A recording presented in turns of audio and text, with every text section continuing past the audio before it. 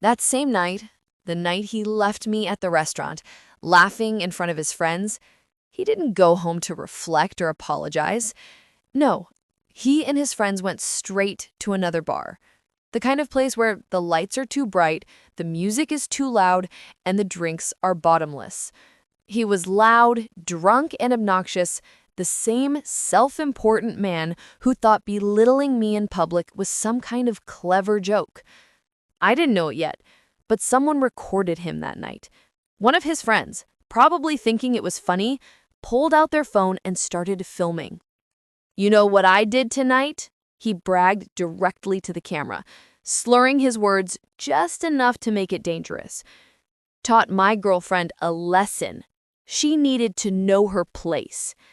He laughed, the same cruel, entitled laugh he'd used on me at the restaurant, completely unaware that this moment, captured in shaky HD, would become the beginning of his downfall.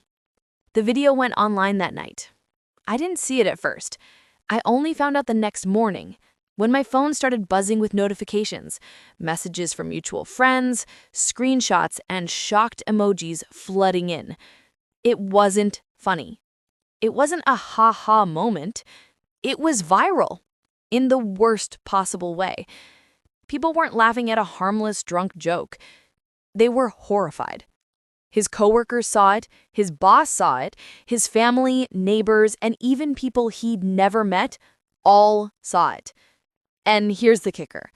The same man who had told me I should be grateful for him had been secretly dating someone else the whole time. Yes, another woman. By the next morning, she had seen the video too.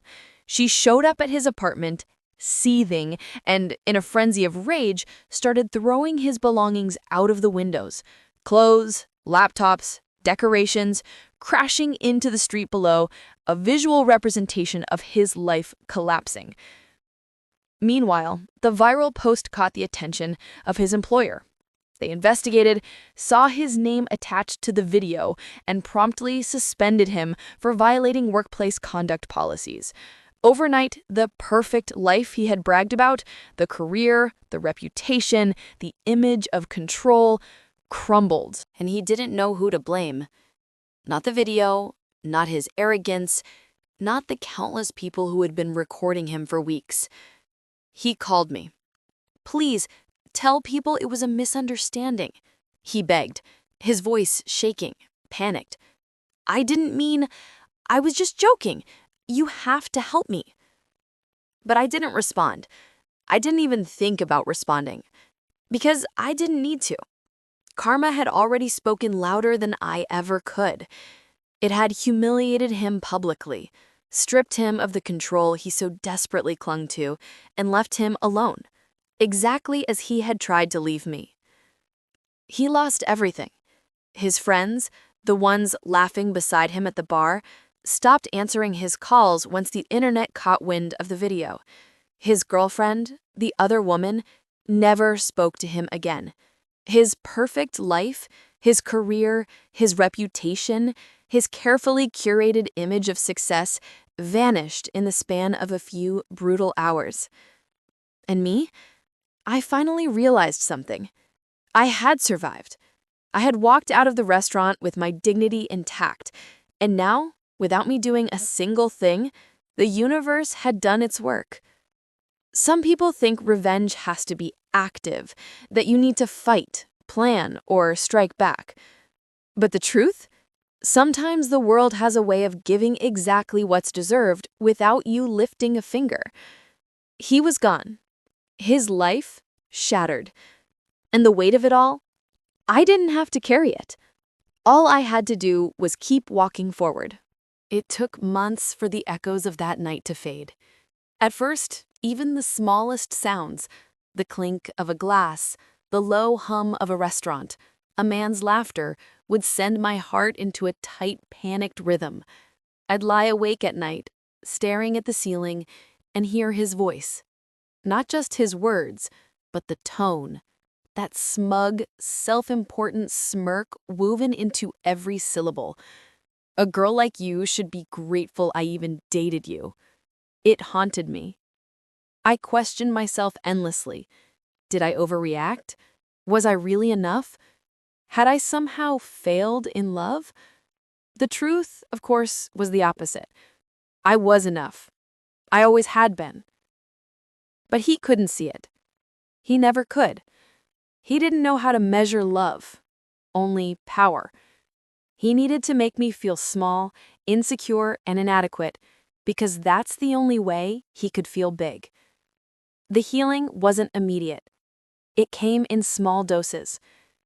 I started with little victories, making my own breakfast, walking around my neighborhood without checking my phone every 5 seconds, picking up hobbies I'd stopped doing because he didn't like them.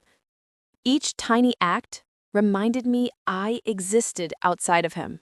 I reconnected with friends I drifted from, those who hadn't deserved to be pushed away by someone else's ego. I started laughing again, really laughing, in ways that didn't involve hiding my eyes or stifling my voice. Months later, I found myself at a new restaurant, cozy, familiar, soft lighting. I was with friends this time, not him. The table was full of laughter, warm voices, clinking glasses.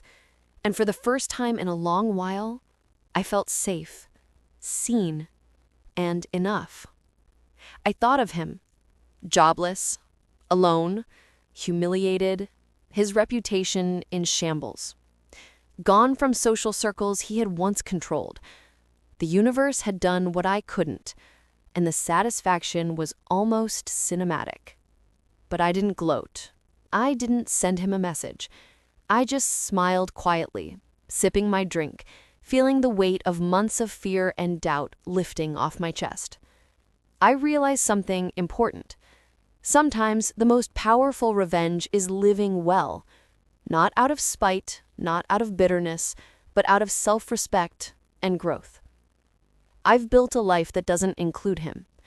New friends who lift me up, a new love that doesn't diminish me, a new peace that I carry with me every day. And I've learned, people show you who they are, sometimes in the ugliest, cruelest ways, and the only thing you can really do is maintain your dignity. Smile. Stay calm. Pay the metaphorical bill. And let the universe do the rest. Because it always does. So if you are sitting across from someone who tries to make you feel small, who mocks your worth, or whispers that you aren't enough, remember this. You are enough. Always. You don't need their approval. You don't need to justify yourself. Just breathe, smile, walk away. Let karma work the night shift. And somewhere down the line, you'll find yourself stronger, unshaken, and free. While they're left small, alone, and forgotten. That's it. Make sure you subscribe, like, comment, and share your thoughts in the comment section. Want to share your story? Click the link in the bio.